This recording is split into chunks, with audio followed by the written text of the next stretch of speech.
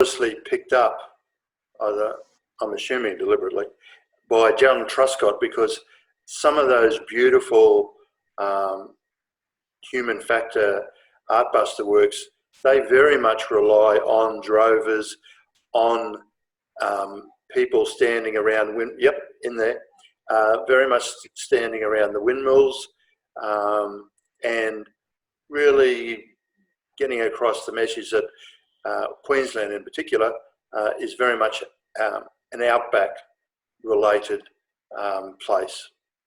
Well, what's interesting is John Underwood and ourselves, as young families, we grew up in the same district in Hughenden. And so what was indelibly printed into his psyche was printed into my psyche. And so I can understand how the character of the bush through Artbusters and then the development of the pavilion were really coming from the same importance of the rural landscape.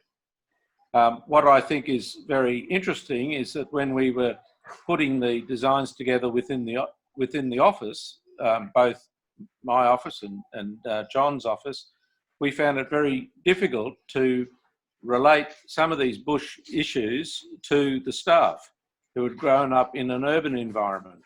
And I can remember... I'm assuming that's John Underwood's office, not John Truscott's office. Absolutely. John Underwood, the Artbusters originator, and John Truscott bounced off John Underwood and all of the other themes that were being developed. Like, someone had to approve the Artbusters concepts. And I would imagine people like John Truscott and Rick Birch, all those guys, would have had some sort of nod to, yep, that's in line with the thinking. So bringing the bush to the city, it certainly was there through the Artbusters sculptors.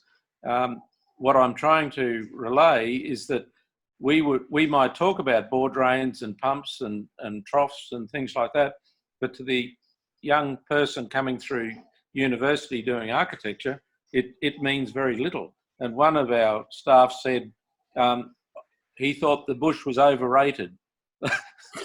They were his words during the course of this design process. 30 years after the event, all he has to do is look at the export volumes, and it'll sink home that that's not the case. I could be wrong, that Lawrie Smith said that he had to go to a great amount of effort for the Primary Industries Pavilion to provide the right crops and the right products so that the paddock to plate made sense and worked on site.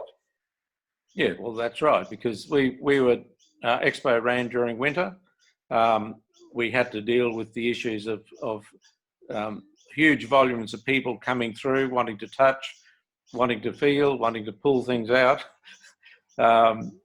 It had to certainly blend in to the overall landscape and paving concepts that were on the rest of the site. It had to be well lit. The landscaping had to be lit at night, and it had to have presence at ground level and also capacity to be seen from a high level. So we did sight lines into the location of the pavilion, looking at what people saw at ground level. We integrated a fresh food outlet, which was very much part of the, let's say, the essence of the bush, landscaping wise, and then out of the rather, I shouldn't say sterile, but the repeated rectangular boxes that all of the other corporate exhibits were placed within, we were a standout, as I said, 25-metre high silo. Budget, and so I think the words you're after are budget constrained.